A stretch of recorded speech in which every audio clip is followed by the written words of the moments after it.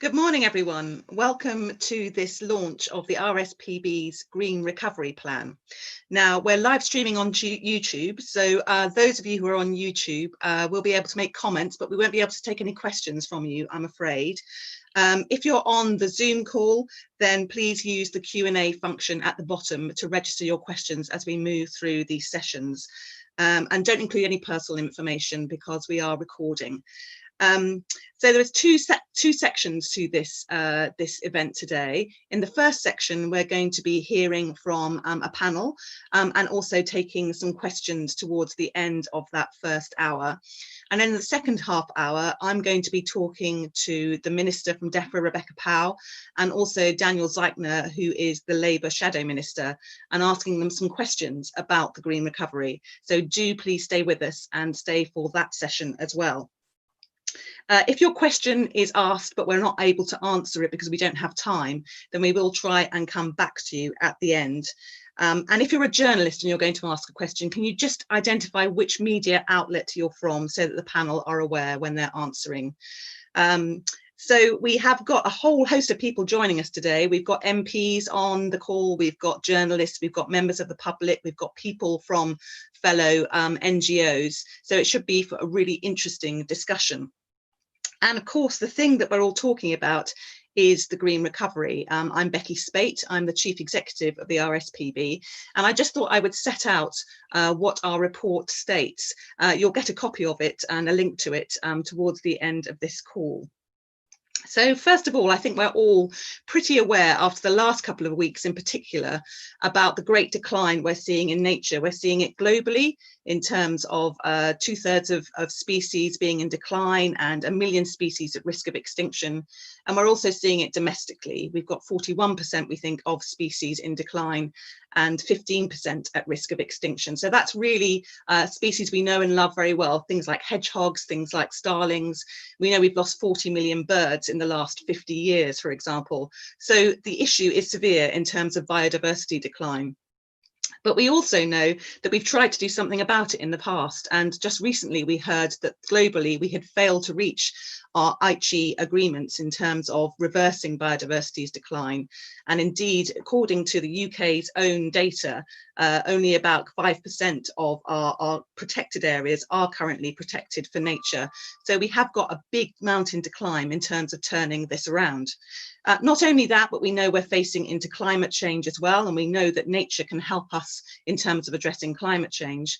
And we also know that we are recovering from a pandemic, we hope, that has been caused by a zoonotic disease. So has been caused, scientists think, by the way in which we have gone into wildlife areas and put species under pressure and allowed viruses to jump into the human species. So there are a lot of issues that we think biodiversity can help us address. So what would be the solution? What would allow us to turn this around? Well, we think it's a number of things. The first is legally binding commitments, and that's at a global level and a domestic level. So that means things like making sure there are legally binding targets in the Environment Bill, which has been stalled for some time, but which we hope to see back in government very soon. It also means we need to get our policies right, things like agriculture, things like fisheries, things like the mooted planning reforms, for example, all need to be joined up in a way that works for biodiversity as well as for other causes as well. And it also means we've got to get our funding right. So we know at the moment we spend around about £3 billion a year in terms of agricultural subsidies. As we come out of the EU, we need to think about how that money is best used to drive the kind of farming that looks after the environment and looks after nature and restores it, as well as producing food, for example. And we've also estimated that it would take around £615 million a year to put restoration in place around nature's habitats. But actually that only equates to about 2 miles of HS2 track, for example. So we need to think about money too, particularly at a time when we know money is going to be short. And we don't need to think just about domestically, we need to think about globally. What is our footprint doing around the world? We've got a report that says that around 88% of our kind of global footprint is happening globally. It's not just happening here in the UK. So what we're consuming in terms of key consumables like soy, for example, is causing that environmental destruction beyond our own boundaries. And we need to think about how we can introduce due diligence to make sure that doesn't occur. And finally, we really need to think about what nature can do in terms of cross-cutting both the biodiversity crisis and the climate change crisis. And that's where things like nature-based solutions, restoring our peatlands, planting more trees in the right places, thinking about what our wetlands can do for us and our coastal areas, all of these can deliver win-win solutions for both climate change and for the biodiversity crisis. So there's much to be done, and we know that we've got the Westminster Environment Bill coming through, as well as other bills like agriculture and fisheries. But we also know that we've got to encourage the devolved nations to also take action in their own jurisdictions as well. So that's what we think needs to happen. It's a lot, but we think we know what we need to do. So the question is, can we delve a bit more deeply into that and find out what lies beneath some of it? And can then we also challenge our politicians to take the actions that are required? And that's really what this session is all about. So before further ado, I just want to move on to our first speaker on our panel. We've got a panel of 4, and our first speaker is Mel Coath, who is an RSPB climate scientist. She specialises on nature-based solutions, and that's what she's going to talk to us about now. Mel. Thank you very much, Becky, and good morning, everyone. Yes, I'm going to start by looking very briefly at what nature-based solutions are and where they can be found. And then I'm going to look at how investing in our woodlands, peatlands and coastal wetlands can really help us deliver a greener recovery. So as we've been hearing from Becky, integrating nature into a green recovery is so important because nature can help us provide cost-effective solutions to some of society's greatest challenges, be they environmental, social or economic. And indeed, that's exactly what the term nature-based solutions refers to. So we know, for example, that natural ecosystems play a hugely important role in tackling climate change by absorbing carbon from the atmosphere and locking it up in plant material and in the soil. However, they also bring many additional benefits to communities, for example, protecting us from extreme weather events, reducing flooding, improving air, water and soil quality. And as we've really clearly seen throughout the recent months of the pandemic, having access to nature and wildlife can also have a really positive impact on people's physical health and their mental well-being. And although sometimes these benefits from nature can actually be quite hard to quantify, recent economic analysis that we commissioned shows that restoring these habitats can deliver benefits that are several times the return on investment. So where are these opportunities? Well, the RSPB has mapped existing areas that are rich in nature and carbon, as shown on this slide. And we're currently undertaking mapping to establish where we might be able to restore and expand these habitats in the future. Now, this spatial approach is so important because we need to be thinking and planning strategically how we use our land. And that's especially when we consider where we might plant new trees. So the RSPB supports a major strategic programme to expand native tree cover by 2050, but we're also really keen to see the right tree in the right place. And as such, our woodland expansion must be coordinated with and reflected in other land-based policies. So for example, we're talking about the future of environmental land management schemes and also the development of a nature recovery network. And tree planting must also take into account national peat strategies so that we're not planting trees on peat soils, which can have negative carbon and indeed wildlife consequences. Our mapping project also showed that 2/3 of these high carbon, high wildlife sites in the UK are actually unprotected. So any new infrastructure and development must be sited in a way that doesn't harm these important natural assets, but also this must be recognised in any reforms to the planning system. So as well as being fantastic for wildlife, our maps emphasise that peatlands play a huge role as a carbon store in the UK. And we know they also play a really important role acting like a sponge in retaining water in the landscape and reducing the impacts of flooding. However, a large number of our peatland sites are actually in really poor condition. They're leaching hundreds of thousands of tonnes of carbon annually as a result of burning, drainage and poor management. So what do we need to do to restore the jewels in our crown? Well, we need to start by ending peat burning. It's kind of extraordinary that we're still setting light to these hugely important carbon stores when we're facing a climate change emergency. And also even embarrassing as we prepare to host the UN climate conference next year. So we urgently need to set ambitious targets to restore these habitats, both the blanket bogs of our uplands, and that's what you can see on the slide there, but also sustainably managing our lowland peat agriculture soils, for example, in the fens. Now, trees and peat are well-known natural climate solutions, but coastal habitats, such as salt marshes, often get overlooked.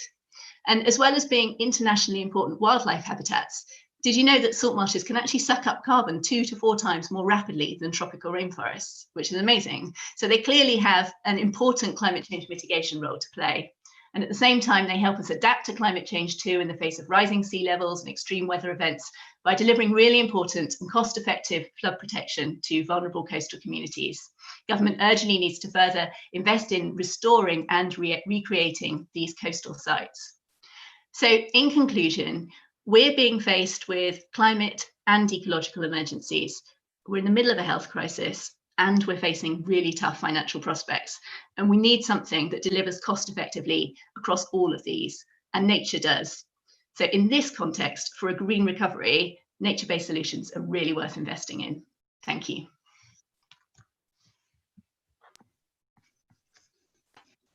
Thanks, Mel. That was great, and absolutely showed the link between nature and climate in terms of what we need to do to resolve the issues we face in both situations in terms of the biodiversity crisis and the climate change crisis. And I was really interested in that carbon mapping, and it'll be great to see what the next iteration of that shows as well. Okay, so on to our next speaker, who is James Miller. So James is an environment and wildlife campaigner, and I'm pleased to say he's a youth council member for the RSPB, and he's also a filmmaker as well. And he's going to talk to us about why nature matters in terms of future generations. James, over to you.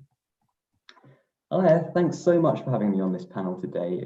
It's a real privilege to be honest and help launch this incredibly important plan.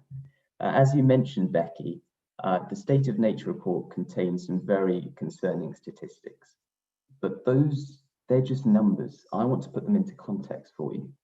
Many of you watching this would have known skies filled with the sound of 40 million more songbirds than children today have ever heard. Cities echoing with the cries of twice as many swifts. Ponds bursting with 3 times the number of toads. Nights lit up by 4 times as many glowworms. I'm 18. I have never seen a hedgehog. Many of you have known a country where that would be unthinkable. But as much as this is a tragedy in and of itself, I don't think we'd be here discussing it in the middle of a global pandemic if we weren't aware of quite how serious the implications of it are on ourselves and how urgently it demanded action. It's quite ironic that this year was meant to be our super year for the environment, and yet nature chose to make it our super year of reckoning, with record wildfires and floods taking lives and livelihoods, and a zoonotic pandemic bringing the world to its knees. This has to be our wake-up call, and we must take this unforeseen opportunity of the COVID recovery plan to deal with these environmental emergencies, because apart from anything else, we don't have the resources to deal with all these global crises separately, and none of them can wait. But I'm sure you all knew that already. My job here today is to tell you what the young people want you to do about it. What we want to see is a genuine political prioritization of the climate and ecological emergencies in line with the unparalleled scale of the threat that they pose to humanity, which is something that Boris Johnson has said he would do right from his first day as Prime Minister up until his announcements at the UN General Assembly this week. They just haven't yet been followed through with action. So what does this look like in the context of a COVID recovery plan? Well, I think that Antonio Guterres put the climate aspects very well in his speech at the Climate Ambition Roundtable last week. But what's incredibly important, and what I was so glad to see reflected in the Leaders' Pledge for Nature, is that these biodiversity aspects aren't forgotten. It's crazy that since the Rio Earth Summit in 1992, we've split up these two issues, the climate and the biodiversity crisis, and tackled them in silos when we know how inextricably interconnected they are, both in the respect that they're threat multipliers for each other, but also in that the same solutions can be used to tackle both in conjunction, as Mel said, using natural climate solutions. So a green recovery means scaling up conservation at home as well as abroad. It means restoring and protecting more land and managing that land properly. It means stopping pursuing these large infrastructure projects that will only counteract any positive steps we take. And crucially, it means setting strong, legally binding targets at next year's CBD, together with a detailed plan of how to reach them and the money that it will take to get there. And if we do that, if we implement these policies, it will have a whole range of co-benefits for young people and, in fact, the rest of society as well. Better mental well-being in a time of mental health crisis, addressing the air pollution that kills 40,000 a year in this country, and creating hundreds of thousands of new jobs in these emerging sectors at a time when youth unemployment will otherwise be incredibly high. Let's not forget that this debt that's being accrued to pay for this economic crisis is going to be disproportionately paid by young people. So it's only fair that wherever this money is invested, it's in ways that benefit us and don't compromise our future. By the end of the next 15 months, we may know if we've set strong enough policy to implement ambitious enough action over the next decade to save ourselves. This government and your generation is the one in the driving seat for that time period. It's no good saying the children will save us, our future is in good hands. That's not how it works. This policy that will save us or fail us is being written in this governmental term.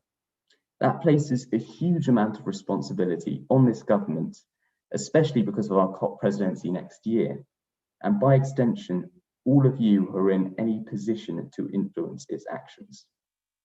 All I ask is that that responsibility is taken more seriously than it has been, because many lives hang in the balance. Thank you.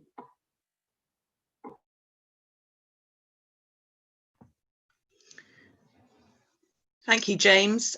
Your words never fail to stir me, and I think your call to arms in terms of taking this much more seriously than we have done is a great one. One of the things you talked about was the spend on large infrastructure projects and the way in which we invest now being absolutely key to making the world a better place for future generations and saving our own species. And I wondered if now would be a good time to turn to Dr. Matthew Agarwala, who is an environmental economist from the University of Cambridge, specialising at the moment, I know, in natural and social capital and biodiversity in the economy. And it seems a good time to bring him in on our panel. So Dr. Agarwala, welcome. Thank you, Becky. It's a pleasure to be here, though I think next time I'll speak with the organizers so that I don't follow James. It's a tough act to follow. I'm here as an economist. I spend my days over the past 10 years looking at the relationships between the economy and the environment and how we can develop policies and strategies to improve both. I'm going to try to make just 3 simple points today. The first is that our economy exists and operates within the context and confines of the natural world. The second is that investing in nature increases the returns to all other investments, public and private. And the third is that we must not waste our COVID stimulus packages here in the UK or around the world. So let's dig in. First thing is that our economy exists and operates within the context and confines of the natural world. And that's true from our local farm shop to the biggest companies on the planet. It's a fairly simple observation, but it has some profound economic implications.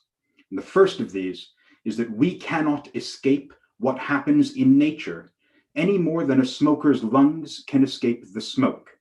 We are part of the same integrated system.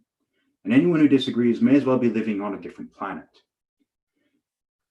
And this means that when we invest in nature, we are expanding and enhancing the operating space for the economy. Now, there are loads of good reasons to invest in the environment. Those articulated by James and people like David Attenborough. We might have concerns for those around the world who are most at risk from environmental change, or we might just accept that it's the right thing to do for our children and theirs. But as economists, we have an obligation and responsibility to view nature through an additional lens.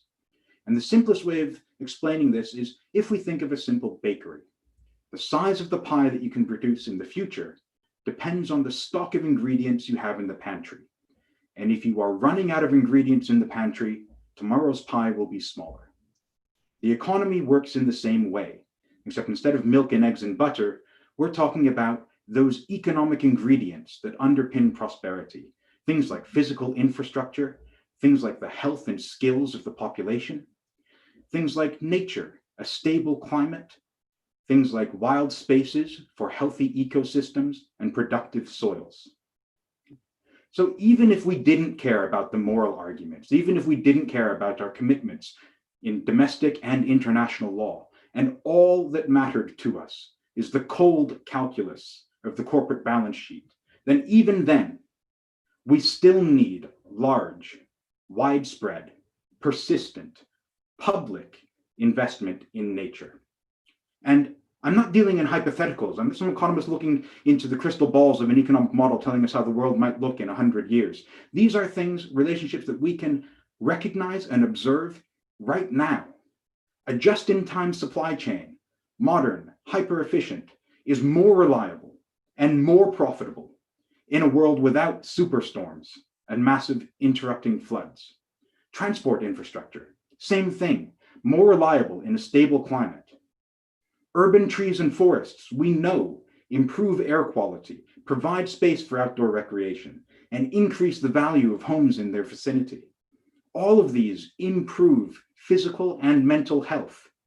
And we know with overwhelming, observable evidence that a healthy worker is a productive and profitable one. This brings me to my final point. We must not waste our COVID stimulus. I'm often asked these days, how can we spare the funds to invest in the environment when we're trying to weather the storm of this global pandemic? Well, the simple fact is that governments here in the UK have made hundreds of billions of pounds available in COVID support packages and stimulus, and around the world we're into the tens of trillions. And these packages are going to continue, as they rightly should. This is a crisis that requires direct government intervention. But the question before us is not whether we're talking about environment versus economics, but whether we can understand the relationship which says that it's environment enabling economic prosperity. And if we do understand that, then the question is whether we invest our COVID stimulus funds into a green recovery towards a more resilient, safer, sustainable, prosperous future, or are we going to waste it trying to prop up the dying industries of the past? Now let's get to some specifics. When I talk about investing in nature, this of course includes protected areas and tree planting and agricultural policies that promote a more sustainable food system. But it also includes investing in urban green space, changing fundamentally our transport infrastructure, our energy infrastructure. It incorporates industrial policy and planning policy. It means that we need to start getting people to work right now with shovel-ready green jobs on building retrofits to improve insulation, to add solar panels. But it also means investments in the finance system so that we can direct and leverage private funds to the protection of nature and a sustainable, prosperous tomorrow. And crucially, it includes investments in the statistical infrastructure, our measurements of the environment, and our definition of economic progress that must incorporate environmental sustainability rather than exclude it and undermine it. So I welcome new commitments from the government to bring forward the date at which we ban new petrol and diesel automobiles from 2030 now. And I welcome commitments for an additional 400,000 hectares of protected area in the UK. But we have seen commitments in the past that have not been followed through. They have not been met by the subsequent action and gutsy, bold leadership that's needed to put ourselves on a sustainable path. So thank you, and we'll leave it there. Thank you, Matthew. That was great. And I loved your kind of call for gutsy, bold leadership. And that's certainly something we can talk about after the break. And I also love the way you talked about expanding the operating environment for the economy when we invest in nature. And I hardly dare mention the University of Oxford, just having heard from you at the University of Cambridge, but they of course did a piece of work that showed that investments post-COVID in things like natural infrastructure were the investments that really delivered across the whole economy. So thank you for that. Finally, I'm going to turn to Philip Dunn, MP for Ludlow, but also chair of the Environmental Audit Committee. And the Environmental Audit Committee is currently running an inquiry into biodiversity and ecosystems. And I think Philip is going to talk to us about that. Philip, over to you. Thank you very much, Becky. I hope my camera's come on now.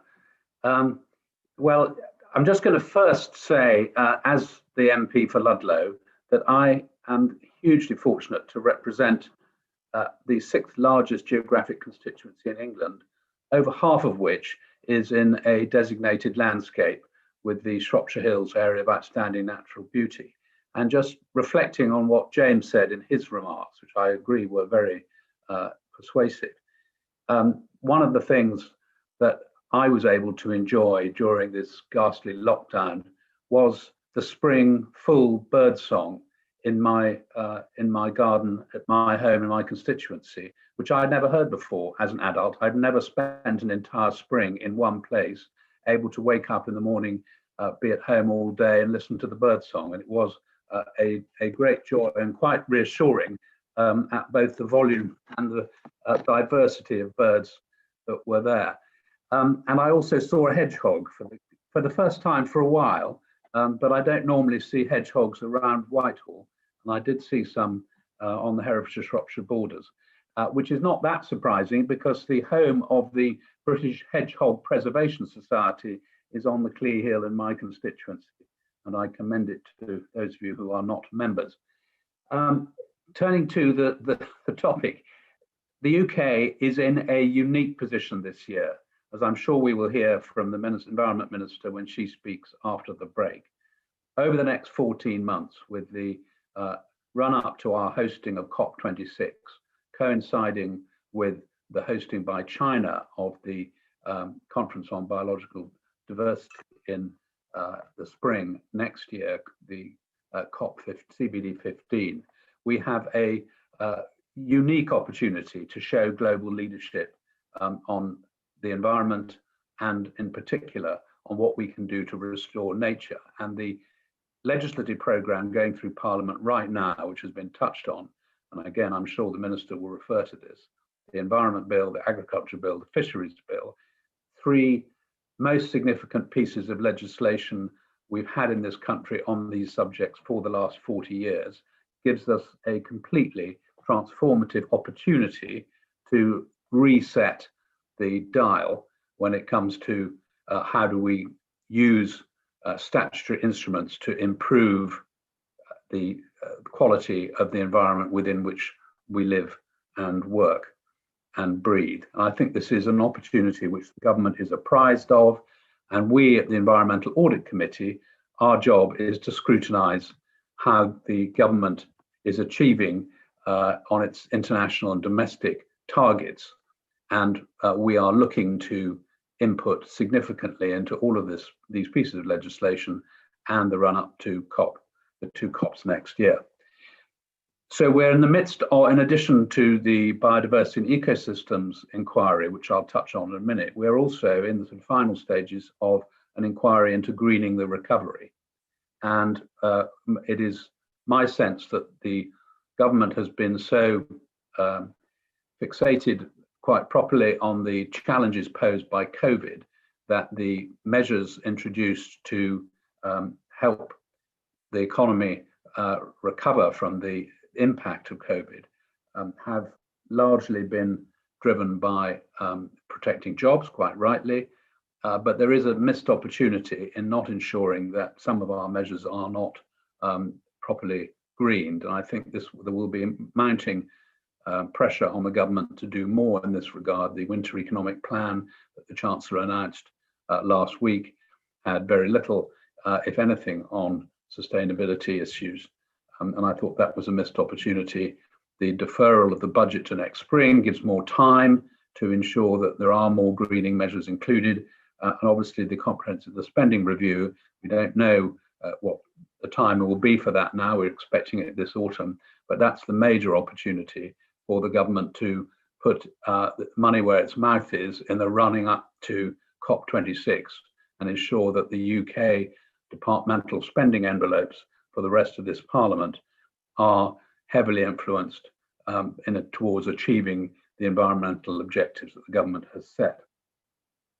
So just turning to the biodiversity and ecosystems inquiry, which we've sought written evidence. We've had a lot of evidence from many organisations, including, I'm pleased to say, the RSPB. What we're looking at is how well will the environmental legislation and policies that government has signed up to work in practice in order to deliver the best outcome for nature. And crucial to this will be ensuring that there are baselines and robust metrics, as Matthew was saying, to measure biodiversity improvements. We're missing many of the targets, in fact, most of the targets that have been set thus far, and we've got to get that back on track. Climate change, biodiversity, and sustainable development cannot be addressed in isolation, again, as Matthew was saying. So our inquiry is examining how policy can best integrate all three concerns into decision making and how best to assess the trade-offs which are inevitable between them. The Dasgupta review into the economics of biodiversity will also give the opportunity to our committee to look at how we can maximize human prosperity within the ecological and resource constraints that we have both as a nation and as inhabitants of a planet. So we'll also be looking at that, as well as the interaction with the COP 1526 conferences next year. We hold our first evidence session on the 23rd of October, which will be public, and you're very welcome to dial in. And the inquiry will continue through the autumn and will report in early next year, which will give us an opportunity, we hope, to provide some recommendations to the government in how they should approach COP 15 and to maximize influence with the host China, who obviously President Xi has recently made his encouraging statement that China is going to address these, as the biggest emitter in the world, these issues seriously. And I think there's a real opportunity for UK, China to work closely together across the next 14 months to ensure that COP26 is as successful as I hope COP15 will be in Kunming. Thank you, Beccy. Thank you, Philip. And I was really interested to hear you talk a lot about scrutiny and the need for kind of baselines and metrics that we can scrutinise and really get traction in terms of progress. And certainly looking back at targets that have been missed in the past, it certainly feels as though we haven't had that traction. So that was reassuring. I think the other thing you talked about, of course, was the CSR and whether that is actually going to deliver some of the investment that we need to implement some of these cross-cutting measures and benefits.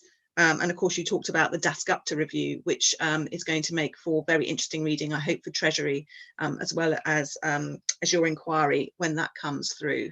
So thank you for that. I'd now just like to move into the Q&A. So if you've got questions, please use the Q&A function at the bottom of your screen to register your questions, and we'll try and get through as many as we can.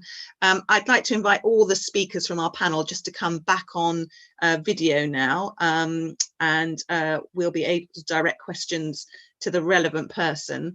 And I'd also like to invite Dylan Underhill to join us from the RSPB team, who has been kind of keeping an eye on questions, and I hope is going to pass them to us so that we can address them. Dylan. Thanks very much, Beccy, and thanks to all our panelists for some fantastic contributions. Yeah, we do indeed have a few questions coming through, but as Beccy says, please do keep firing them into the Q&A. One of the first themes that came through was around nature-based solutions. and in particular what they look like on a kind of in practice level. Some of the stuff we kind of know instinctively about trees and peat, as Mel suggested, but some of the less well-known stuff around salt marshes, seagrass, and meadows and things like that. So wondered if we could have a bit more detail around those kind of in practice, what they look like. Okay, great, thank you. Well, I know the RSPB has got some experience with some of these, as have other organisations and individuals as well. But I'm going to turn to you first, Mel, I think, as the person who spoke about natural climate solutions right at the outset of the panel.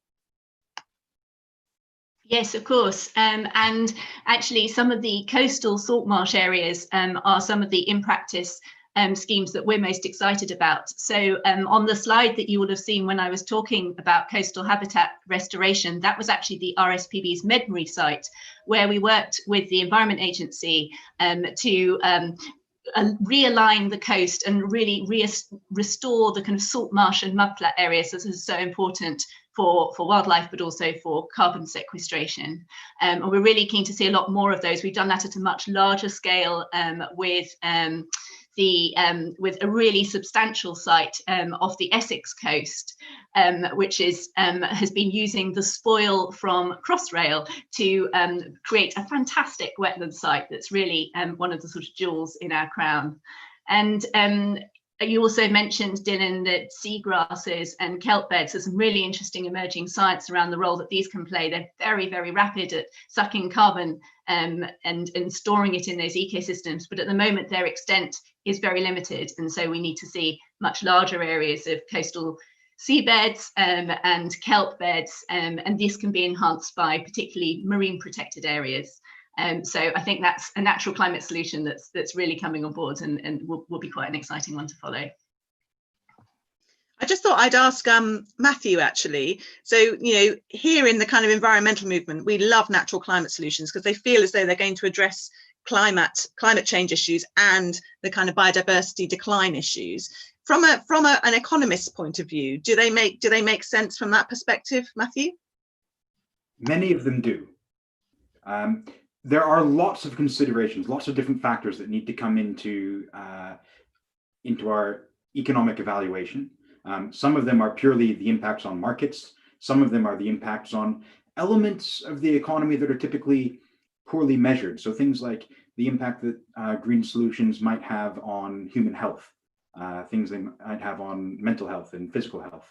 The value of properties can all be increased by having nature-based solutions. For instance, urban green space that help improve air quality, forests and healthy soils that help attenuate flood risks. In many cases, there are really strong justifications for moving forward with nature-based solutions. There's a new piece of research that just came out yesterday in the journal Nature Sustainability, which for the first time explicitly modeled natural capital. So these sorts of nature-based projects within a climate model. And what it showed was that investing in nature-based solutions, investing in natural capital, can actually reduce the costs of climate change and reduce the necessary carbon price, because these nature-based solutions can attenuate these risks and these losses. And so there are really very many excellent reasons to invest here. The sad thing is that the reason there are such high returns is because over the past half century or longer, we have failed to make these investments. And that's why they're the low-hanging fruit right now. Thank you. That's a really interesting perspective. Thank you. Dylan, next question. Thanks, Beccy. So another thing coming through relates to the Prime Minister's recent 30% by 2030 commitment of land and sea for nature.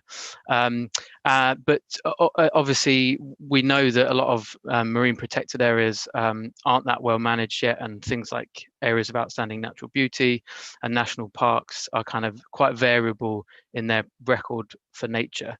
So the question is, what should government do on land and at sea to actually deliver on the spirit of 30 by 30 as well as the letter, so that these kind of designations really count for nature?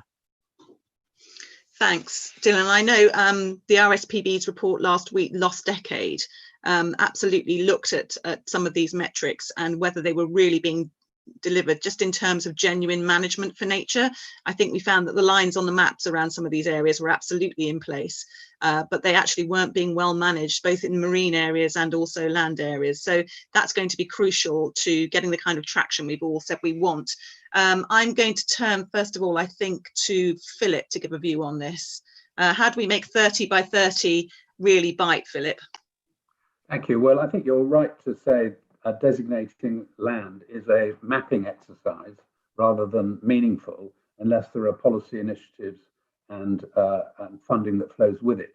And the big opportunity here stems from the agriculture bill coming through Parliament at the moment to set up the new means of support for land managers to make funding follow good public goods, so good environmental practice.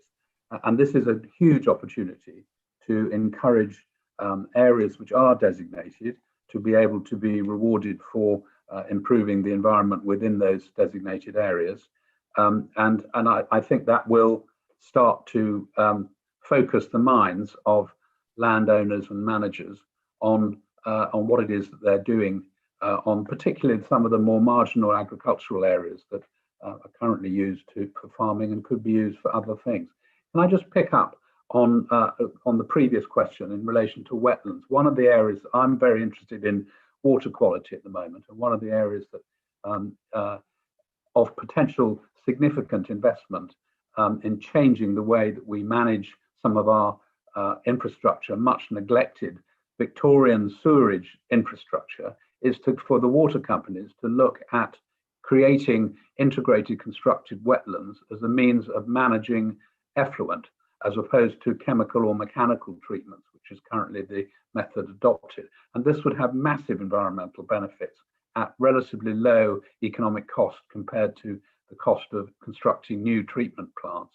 And I think I know that there are a couple of water companies are piloting a number of these schemes, and hopefully they'll prove to themselves that they work, and there will be a massive increase in wetlands inland across the UK. Yes, and freshwater wetlands, of course, being some of our most threatened habitats at the moment, and where we've lost an awful lot over recent years. So that would be a win-win, definitely. Dylan, I think we've got time probably for one more question before we have to take a break and move on to the next section. Sure. So something else that's coming through is related to private investment in nature recovery. So we obviously know that it's important for government to put up significant sums of money, but also leveraging private investment is important too. So yeah, is there any progress, is the question, in encouraging that kind of private investment in nature? Great, thank you. Matthew, I'm going to come to you again, first of all. It's a money question. So are we getting the private investment that we should be getting? And if not, how can we get more of it? We are improving, but there's so much more work to be done. One of the big challenges in the field of green finance is really measurement and definitions and validation and accountability. So there's loads of interest from leading hedge funds and big banks and institutional investors in how they might green the financial system, how they might improve the environmental footprint of their portfolios. But the real challenge to date has been that there's no systematic, rigorous framework for assessing the actual environmental outcomes. And unless we have that, this rigorous monitoring and validation of green finance, then to me, it's all greenwash. We can make great, profound statements about the size of green bonds and the green finance market, but until you have actual, credible, demonstrable environmental improvements, these extraordinary claims lack the extraordinary evidence to support them.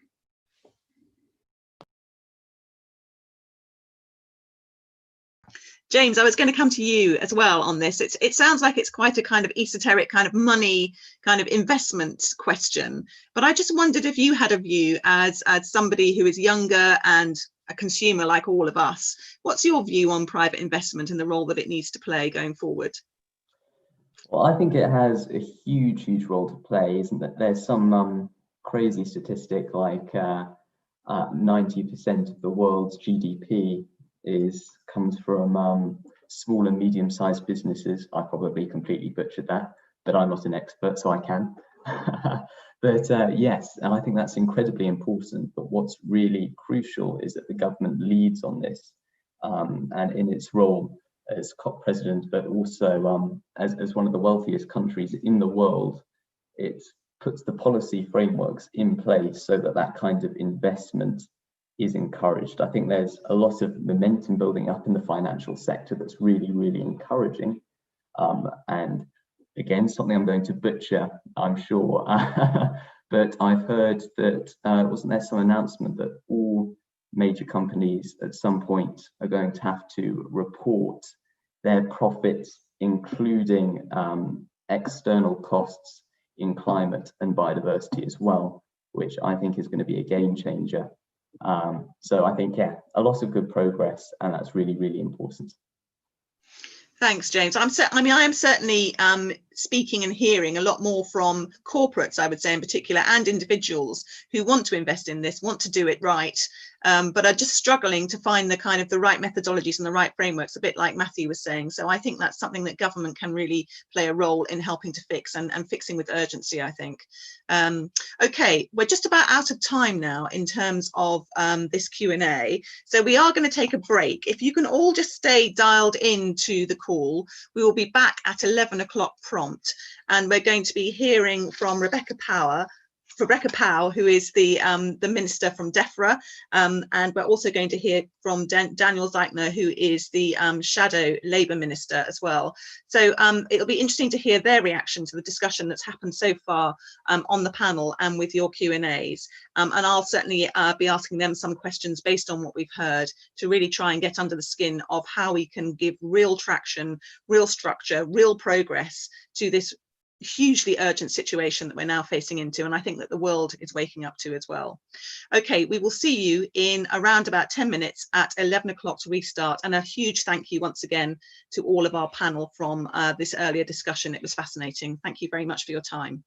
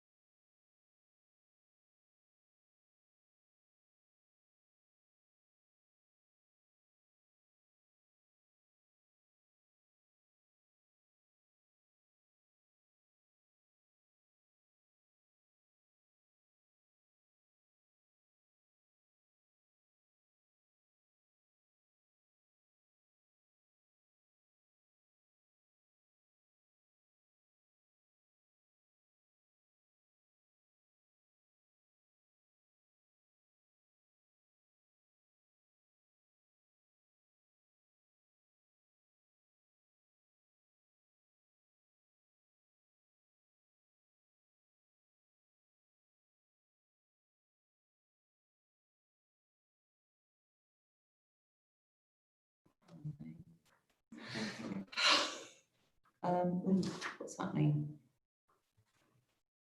Oh, maybe they're controlling the video though, because I did start. Are they going to bring it back, do you think?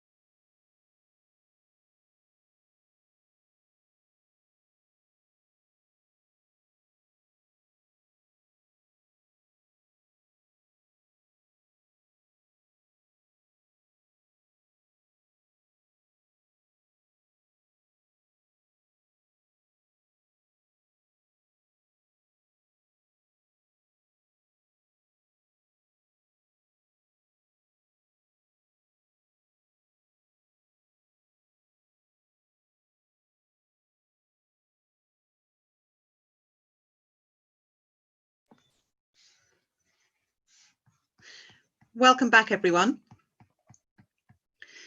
Welcome back. I'm Beccy Speight. I'm the CEO of the RSPB, and you're in our event to launch the Green Recovery Plan that the RSPB has just reported on. We had a really interesting panel discussion earlier on, and now I'm delighted to say that Rebecca Powell, the Minister for the Environment from DEFRA, is joining us, as is Daniel Zeichner, who is the Labour Shadow Minister for the Environment. And they're going to give us a reaction to what they heard this morning in the panel discussion, just briefly, and then I'm going to be able to ask them some questions. Now, if you're watching on YouTube, I'm afraid, again, you won't be able to ask any questions yourselves, but you'll be able to make comments in the comment function on YouTube. If you're watching on Zoom, then do please add your questions into the Q&A here. If we don't have a chance to get to them because we are short of time now, then I promise you that we will be able to get back to you and answer those questions that you've asked. So please do add those in as we go. The other thing is just to say that I will be able to ask these questions, I hope, in a way that really kind of pulls out some of the points that we heard from this morning. So I'm going to really try and follow up on some of the points we heard in the panel discussions. All right, so without further ado, I'm going to go over first of all to Rebecca Powell, who is also the MP for Taunton Deane. Rebecca, can you just give us a couple of minutes of reaction to what you heard this morning, and then I will ask you some questions to follow up. Thank you.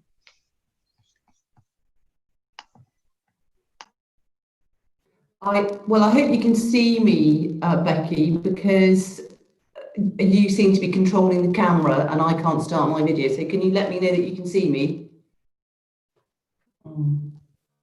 I can't see you right now. Oh, right. You've just appeared. Just appeared. Yeah. Going on up there. Yeah, brilliant. Thanks so much, Becky, and thank you very much for inviting me. Obviously, you know, I'm always very happy and keen to engage with the RSPB, and very much interested in a lot of the excellent work that you do. And indeed, I was obviously affected by your Lost Decade report, and also welcomed your Green Recovery Plan, which I've had a serious look at, and some very interesting comments this morning, which I'll just touch on and then give a few comments about what we're doing from government level. And I wanted, obviously, really to say, yes, I'm not going to deny at all about the problems we're facing. And to James Miller, thank you so much for what you said. I'm so sorry you haven't seen a hedgehog. You need to come to my constituency, because I have the West Hatch Wildlife Animal Centre there, and they take in an awful lot of hedgehogs that are underweight or too small, or have in fact lost their parents. So you can see lots of hedgehogs there. But you make some very valid points. And actually, I sort of see myself years ago, James, in you, and that's really why I wanted to come to Parliament, and why I'm so pleased that I've managed to get to be the Environment Minister, because absolutely we need to address these things. But the thing that I am very heartened about is that I believe we have the tools in place now to address this crash in biodiversity. I really honestly do. We've got the framework, got this really strong framework now with the Agriculture Bill and its ELM scheme. we've got the Fisheries Bill with sustainability at its core, and we've got the Environment Bill, which is an enormous piece of legislation which will be game-changing in what we do for the environment. And absolutely, we have to get it right, and lots of people like the RSPB are inputting into that constantly. We have to get that right with our target system. We have to have legally binding targets. We have to have the OEP to hold people to account, and all of those things which we'll probably touch on later in questions. But I'm confident about that. But I'm also confident that we've got a government that understands this. We've got the Prime Minister, Boris Johnson. I literally just texted him last night to say, well done on your 30% land protection, your Leaders' Pledge for Nature at UNGA. This is a massive step for us. Yes, we've got to be able to do it, but I believe we've got the tools in place that we can do that. We've already got the 30 by 30 C commitment, and sustainability has to be at our core. As Dr. Matthew Agarwala said, I completely support the points he's making, that the environment has to work with the economy, and there's so much work going on that front now, including green finance, including attracting in private finance, many interesting projects, and there will be more. Because you just can't have all the money coming from government. But there are lots of spin-offs working with water companies, working on nature-based solutions, nitrate trading, which I launched a big project on that on the Solent last week. So there is a great deal going on. I do believe we've got the tools in place. Just a few of them on top of all the legislation. We've got our £640 million Nature for Climate Fund and up to £25 million Nature Recovery Fund.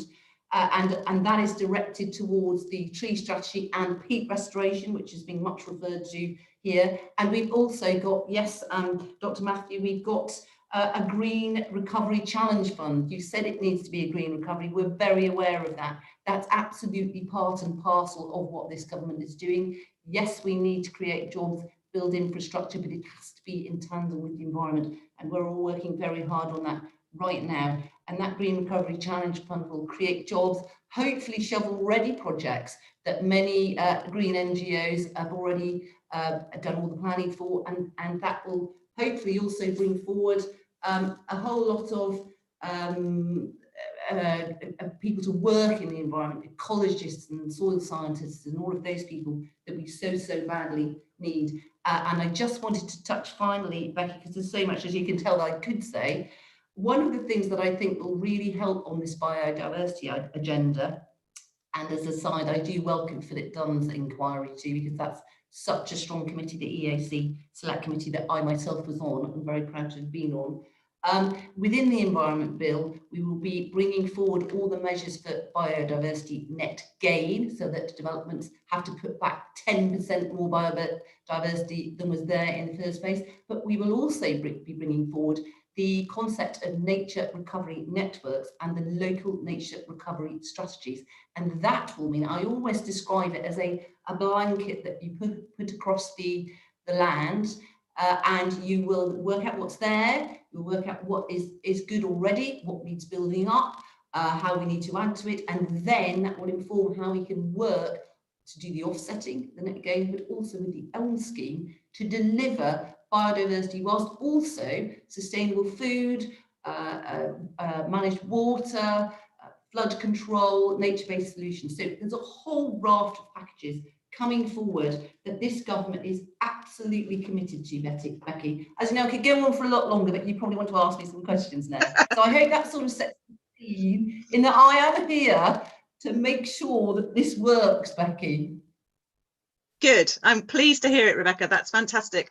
And thank you for your response to the panel this morning. I just maybe to pull back straight away to the Environment Bill. I mean, you said that's part of a whole package of measures that are going to make all of this entirely possible and entirely implementable. It feels as though the Environment Bill was a huge flagship bill for the government. It's currently stalled, it feels, you know, we're not sure when it's going to come back through so that we can push it through, and we're worried about just how robust it's going to be. I think a lot of what we heard this morning was, I was struck by how much of it was about the need for real traction, real scrutiny, you know, real measurable targets. And so I wonder if you could say something about the Office of Environmental Protection, which is part of what's proposed in that bill, and whether that's going to land in time for the kind of transition we've got coming out of the EU, and indeed kind of whether the targets that are being proposed as part of that bill are going to be robust enough to really deliver what we need.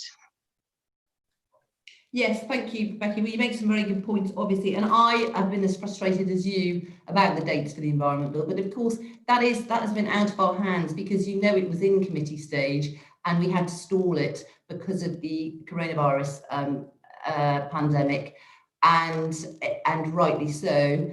But an awful lot of work has been going on behind the scenes, continuing on the Environment Bill and all of its clauses. Actually, I think that will be a good thing. I think it will come back even stronger, Becky. And I know that lots of the green NGOs have been involved in a lot of those stakeholder roundtables, including the RSPB. And I want to give assurances it's coming back very soon, because I can share with you that we've got an out date, which is December the 1st.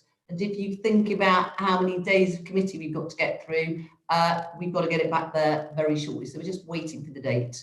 And it's still an absolute flagship. And in that text message from Boris, he replied this morning, I said, so much hangs on the Environment Bill, and he just said, go girl. He's absolutely behind it, Becky. We have to get it right. And so you raised some good points. The OEP, the Office for Environmental Protection, will be set up through the bill. And this will be the body that will provide the scrutiny. Scrutiny has been talked about a lot this morning, hasn't it, by your various panellists. And it will be able to provide scrutiny and advice on the implementation of environmental law. It will also monitor and report progress against the environmental improvement plans, which will be set in the bill, and targets. And you talk about those targets.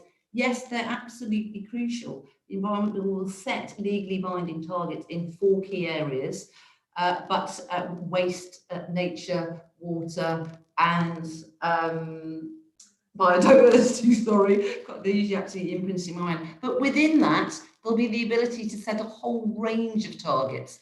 But the bill is very much a framework bill, as you know, and then we will engage with stakeholders and academics and all the people with what we regard as the useful information, so that we can determine what those targets should be, so that we know that we're setting the right targets. So that's all in train, and as soon as the bill gets back, which will, trust me, will be very soon, we'll be working on all of those things, and I believe it's so important to deliver the change and the improvement in biodiversity that we desperately need. Well, I think that kind of robustness and real independence of the OEP will be taken as a real kind of totemic kind of signal of that robustness of the whole bill. So we really look forward to kind of seeing that coming forward again, Rebecca, as soon as we possibly can. The other thing I wanted to ask about was just peat. We talked about peat quite a lot in the panel discussion as a kind of a natural climate solution, and the way in which it can deliver for both the climate change crisis and the biodiversity crisis. And I wanted to ask particularly about peat burning of heather on peat. We know the government's committed to phasing this out. It said that's absolutely its intent. And that it would legislate if a voluntary approach failed around that. It is a totemic issue. It does make a huge difference in terms of the quality of our peatland, and that's something that is very precious and something that the UK can really contribute to both crises. So I just really wanted to ask you when we can expect to see that legislation coming forward, and indeed when we can expect to see the launch of the peat strategy for England, which is often talked about in the same breath. And so I'm just interested in when both of those things will be coming forward in your view. Thanks, Becky. Yes, I know that peat and peatland is obviously something the RSPB are very interested in. On a wider note, of course, we're very aware that restoring our peatlands as a whole is going to be such an important part of reducing our carbon emissions, because our peatlands that are not in good condition do give off obviously so much carbon. But that's very much part of our Nature for Climate funding for that sort of work, and also that's where it will link as well into our ELM scheme for delivering public benefits, restoring land, to its right state will be part and parcel of that. You touch on, of course, blanket bog and the rotational burning, and yes, it still is a commitment. We are absolutely looking at how to legislate to achieve this, as you know. But as you will also know, it is complicated, Becky, and there are many people involved. And I've been working very hard, as a Secretary of State actually, to actually make sure we're going to set in place the right steps to restore this very valuable habitat. So that's still very much on the cards, as is also working with the horticultural industry, Becky, who still do use some peat. So we hosted a roundtable just a few weeks ago, bringing a whole lot of stakeholders there together to work on whether we can phase out their use of peat as well. So these are all part of our work in progress, and the actual complete peat strategy will be out shortly. We've had our tree strategy, and our peat strategy is very much part of our overall nature strategy. Yeah, I think that's all good to hear, Rebecca. I think in the same way in which we've seen the date come forward in terms of electric cars and getting rid of diesel vehicles, it would be really good to treat some of these biodiversity and climate issues with the same urgency. And that's really what we're kind of anxious to see happen now, so that we can get some of this over the line and start making the difference we need to make, because everything that we've seen in the past few weeks has shown us that we don't have time to waste. I think those messages are totally being heard, and in every breath we link a green recovery with the economic recovery, and that is going to be so important as we go forward for our sustainability. Good. Okay, well, I've got one last question that I wanted to ask you quickly before we move on, and that was really about money and about kind of funding the kind of interventions that we've been talking about needing to make. So I'm several people, particularly Philip, this morning talked about the role of elms and in the environmental land management scheme, as have you, and clearly that's going to be key in terms of funding some of the shift we need to see for nature, in terms of public money for public goods. But we know that elms won't be fully rolled out in terms of delivering some of that until 2024 probably. And so I'm really interested in how we fill the funding gap now in order to get some of this urgent work happening. Now, you've mentioned the Nature for Climate Fund, £40 million of which has been pulled forward as the Green Recovery Challenge. We estimate we need £615 million a year for the restoration and creation of habitats to help hit those 30 by 30 commitments, which we were delighted to see the Prime Minister develop and sign up to. So I'm just interested, CSR's coming. We don't really have a kind of a programme of delivery yet for that £640 million. How do you see that funding gap being filled that takes us out to 2024, when we can hope to see some of that ELMS funding coming forward to help nature? Yes, well, of course, you've touched on actually a whole lot of pots of money that we have already committed to. So you've mentioned the 640 million Nature for Climate Fund, and a great deal of work is going on now about the schemes and how people will apply for that, and what it will apply to, particularly for tree planting. So we've got this huge commitment to bring forward a great deal more tree planting. And that's working very much with the industry, with the timber trade, but also in discussion with the ELMS team to see how we can deliver that. There are also a whole lot of tests and trials, some of which are underway, and some of which we've got 5 local nature recovery strategy tests and trials about to get going. So that's already, money going into those to work out how they'll work, so that they will then inform other people if they want to take part. We've also got, of course, commitments that measures in the Environment Bill will be funded, and we've also got, of course, our bids going into the spending review, and there's a great deal of emphasis going on this agenda, biodiversity, nature, all of those measures. So, so trust me, in DEFRA, we are working really hard on this, but actually they're cross-government, a lot of these things. We do a lot of work, obviously, with BEIS. We've mentioned the emissions and the transfer to electric cars. A lot of the work we do is cross-government. A lot of our nature-based services will also deliver for other areas. So it's not just DEFRA where we're working on these issues. And also remember, of course, we've got our countryside stewardship scheme, which is still up and running, and we're encouraging more farmers to get into that so that they can easily then transfer over to the new schemes under ELMS. And all of those are driving towards sustainability. So there's already a raft of measures in place and more that we're just tweaking. And also you've already got the £40 million Green Challenge Fund that people can start applying for now. Thanks, Rebecca. It just feels crucial that, we've got the ambition, we've said what the fine words are around it, which is fantastic to see. Now we just need to really make sure we deliver, and that is going to be down to policy and funding. So that's why I'm asking the questions around that. You make very good points. We do also have a green finance strategy and a green finance team who are doing some really, really interesting work. I think that was raised by Dr. Matthew, wasn't it? And also Philip Dunn.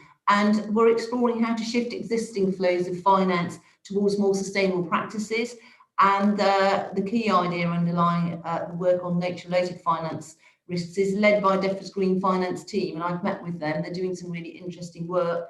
And the UK has joined the Task Force on Nature-Related Financial Disclosures, which is an informal working group. But it's all moving towards this mobilising other finance as well as government finances, because there are multiple benefits. For example, with the water companies, or as I mentioned earlier, the nitrates project. We could get. We're trying to launch a £4 million pilot project to try and get a nitrates trading market. All of these things are things we will use in the future. Yeah, they're being tested out now, and they're going to be so important in this entire agenda that we're talking about. I must just say though, Becky, I've got to move us on, Rebecca.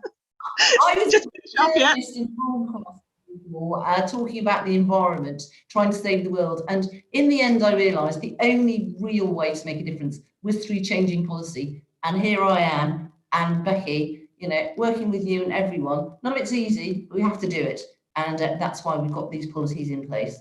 And I know we have a good working relationship with you and DEFRA in trying to achieve that, Rebecca. So thank you very much, and thank you so much for your time today in hearing the panel and responding to some of those issues raised. I'm going to turn now to Daniel Zeichner, who is the Labour Shadow Environment Minister and also MP for Cambridge. Daniel, I'm going to ask you some questions as well in a moment, but again, I just wanted to give you a couple of minutes maybe to respond to what you heard from the panel this morning. Daniel.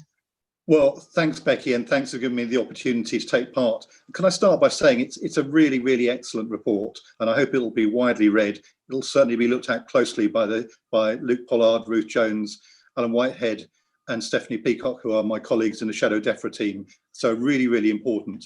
But I'm afraid I'm going to have to take issue immediately with the Minister, because I think we are in a really difficult position at the moment because of some of the delays.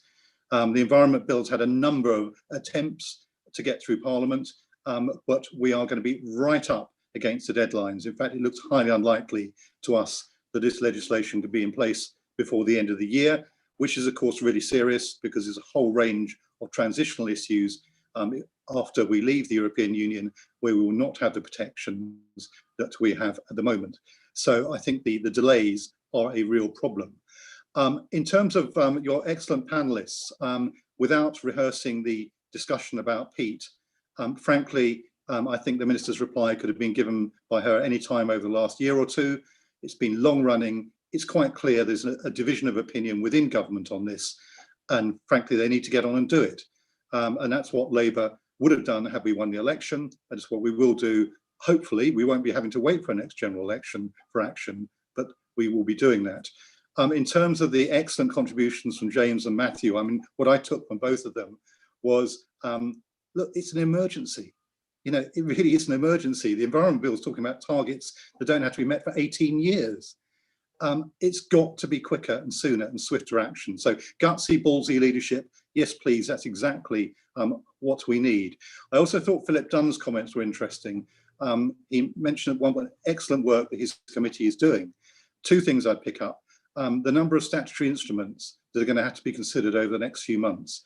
For people who aren't parliamentary policy nerds, this is basically the detail which will determine our environmental protection frameworks for the future.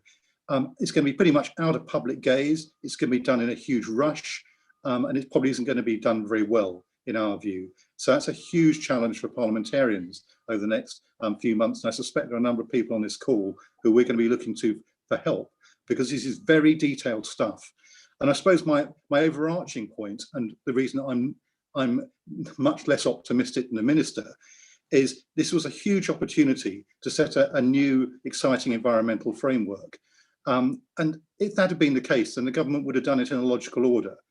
But the relationship between the Agriculture Bill, the Fisheries Bill, and the Environment Bill are very, very unclear. Now, we have an amendment from the House of Lords, which to the Ag Bill, which would be nice to hear the Minister saying they're going to support, which actually addresses some of those issues. But as it stands, it's a fragmented approach.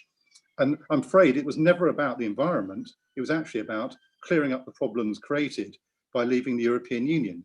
And our fear is we're going to have a less rigorous environmental framework to protect us and to deal with the real urgency of the challenge than we had before.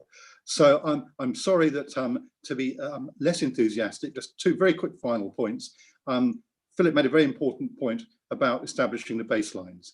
Again, we tried to put into amendments in the Agriculture Bill, which the government rejected, because in the end, what is it you're paying for? Is it business as usual, or is it genuine environmental improvement? And the bigger threat still, I think, particularly when we're talking about nature and biodiversity, is the government's planning white paper, which completely drives the coach and horses through the net gain, the good proposals on net gain in the Environment Bill. Now, we'll have to see what the government's proposing to do about that, but I'm afraid that for many of us, it looks as if a lot of the wonderful rhetoric, and the rhetoric's good, is not matched by the policy proposals. And the Shadow DEFRA team certainly were doing everything we can to highlight this and strengthen legislation, because my goodness, we need it. Thanks, Daniel. And your point around kind of rhetoric and action is clearly a very important one. So much, I was struck, so much of what we heard this morning was very much about addressing the climate crisis and the biodiversity crisis, and seeing those very much as interlinked and twin crises, and both important. I think it's fair to say that I find that I hear quite a lot from Labour about climate change and about net zero and about needing to address that. But I've heard less, and indeed from the Shadow Chancellor, you know, she has talked a lot about need to address net zero. It's fair to say we've heard much less, I feel, about biodiversity and nature and the environment. So I wonder if you could just outline what is Labour's environmental policy. You know, how are you seeing these twin crises and the way in which we need to push forward on both? I think it's a fair point. I would say, as an opposition, 8 months after a general election, one doesn't get heard much on anything, I'm afraid, and that's a problem with losing elections. We've got to win elections.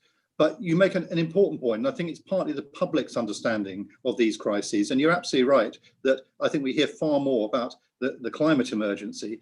But what I would also say is that Labour generally gets heard at the moment in response to the legislation that's coming through. And obviously the legislation has been very much about the Agricultural Bill, and a huge decision to be made in Parliament in the next few weeks about trade standards, where there's obviously huge public interest and concern. And the question is, will the government actually respond to those?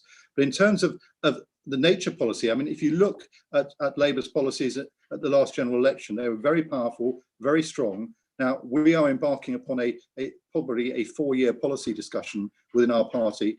It's part of the job of the Shadow DEFRA team to work with our members and with organisations like you to develop a very, very strong set of policy proposals, again, for the future. Now, I can't predict where we will all be in 4 years' time, but what I can say is I think there's growing interest and concern and an understanding that there will be natural solutions that are going to be a key part of our economic recovery, as well as tackling the environmental challenge. And just you referred to kind of the fact that so much of the agenda for you at the moment is legislative and needing to kind of give that due scrutiny. We talked earlier on about how the Environment Bill has been delayed, and you highlighted that again in your response. You know, it feels that we're kind of just running out of time for all due scrutiny of that bill. Can you assure us that, you know, Labour whips are doing the job they need to do in terms of making sure that they're working to assure a speedy return for that key bill? Well, I mean, I listened to the Minister with some amazement. I mean, who is in charge? You know, I'm afraid we're not in charge of the parliamentary timetable. They have got far more say, the government ministers and managers, than we have. But we've been pushing and pushing and pushing because we want this back. But frankly, I'm very sorry to be cynical. I don't think they want much oversight or scrutiny of this. They want to ram it through, and it's going to be difficult to give it the time that it deserves. But there's no way this is going to be done by Christmas now, and people should be screaming from the rooftops about this. I mean, remember, this is the Prime Minister who told us it was already, at the last election, an oven-ready deal. So why is it taking so long? And I think part of the problem is the chaos in government, because the planning changes are extraordinary. I'm sorry about the bell in the background, that's what happens in Parliament. They are really extraordinary. I suspect they will be knocked back. But because there's no overall coherent theme to the government's thinking on these issues, it's going to leave us doing things in a hurry, doing things not very well, I fear and suspect. And I'll just go back to the rhetoric. I mean, frankly, you know, the Prime Minister's speech yesterday was welcome, but does anyone believe anything that is being said at the moment? I don't think so. I don't believe it, I'm afraid. And what I want to see is action, not rhetoric. Well, I think we all want to see action as well as rhetoric. We need to see ambition, but we absolutely need to see the traction to deliver that as well. And so I'll just come back to that one point I made earlier on about the Shadow Chancellor, Annalisa Dodds, and talking so much about kind of climate at your online conference, which was really reassuring to hear from that perspective. But I think we're probably all agreed on this call that intact ecosystems are fundamental to addressing climate change. And how can we really be confident that nature will be at the heart of the key fiscal decisions that Labour might be making in the future? Well, because one of the sad joys of opposition is you do have more time to think and to develop policy, and that's what we're doing at the moment. And we're working with the Shadow Treasury team and the Leader's Office on this. And I think you will be seeing more being said, both from the Shadow Treasury team, in fact, possibly in coming days, and from the Leader's Office about these issues as we go forward. But I mean, all I would say is that I think, you know, past behaviour is often a very good guide to the future. And I think if you look at Labour's policies for the last election, they were very, very strong, and they're going to continue to be strong in the future. So I have to say, I think if Labour won the election last year, a lot of the things that we're talking about today would have been progressed much more quickly. Okay, well, that's all we've got time for. Daniel, thank you. Thank you for those remarks and that commentary on what you heard earlier.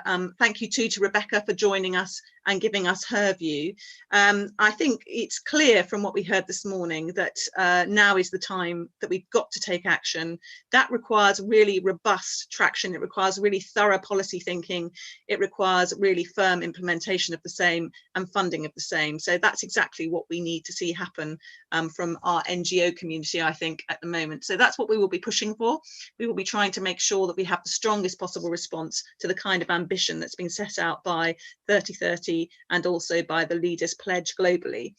It just falls to me really to thank all of our panel and attendees for coming along today. The words of James ring in my ears in terms of it being down to this generation to make sure that we make the difference we need to make now and with the urgency that we need to make it.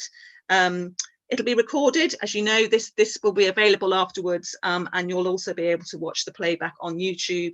The Green Recovery Report, you should see a link to coming up both on YouTube and in terms of the Zoom call, and we'll make sure everybody gets a copy of that. And I would encourage you to sign up to the Revive Our World campaign that the RSPB is currently running to really kind of make sure that we keep up the pressure on politicians of all persuasions to put in place the frameworks and the leadership, the big, bold, ballsy leadership that somebody talked about, I think, earlier on, that we need to see happen around these issues. So thank you very much for coming along. That was certainly an interesting conversation. and I hope that we'll be able to see the progress that we talked about coming through very